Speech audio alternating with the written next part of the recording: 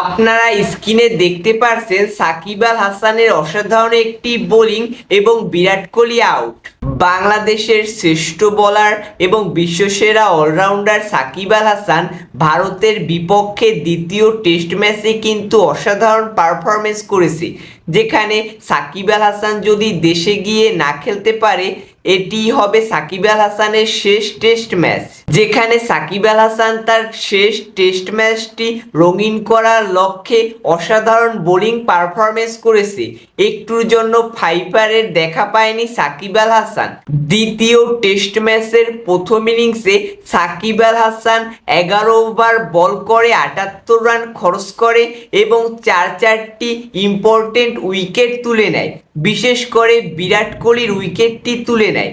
এশিয়ার মধ্যে একমাত্র ক্রিকেটার হিসেবে সাকিব আল হাসান সর্বোচ্চ 7 বার বিরাট কোহলির উইকেট নিয়েছে। তো বোঝাই যাচ্ছে যে সাকিব আল হাসান কতটা বিশ্বমানের ক্রিকেটার। তাছাড়া সাকিবের উত্তরসূরি যাকে ধরা হয় সেই মেহেদী হাসান মিরাজও কিন্তু অসাধারণ পারফরমেন্স করে ভারতের সাথে, যেখানে মেহেদী হাসান মিরাজ 6 ওভার 4 বল করে 43 রান খরচ করে এবং 4টি ইম্পর্টেন্ট উইকেট তুলে নেয়। যদি সাকিব আল হাসান আরেকটি উইকেট নিতে পারত তাহলে সাকিব আল হাসান নতুন একটি ইতিহাস গড়তে পারত।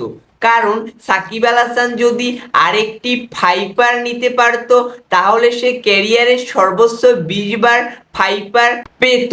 তাছাড়া সাকিব আল হাসানের যদি বাংলাদেশে না যাওয়া হয় তাহলে ভারতের মাটিতে এই টেস্টটি হলো তার ক্যারিয়ারের শেষ টেস্ট, যেটা হয়তো ফাইপার পেলে সাকিব আল হাসানের কষ্ট কিছুটা হলেও কমতো। তো সাকিব আল হাসানের জন্য অনেক অনেক শুভকামনা।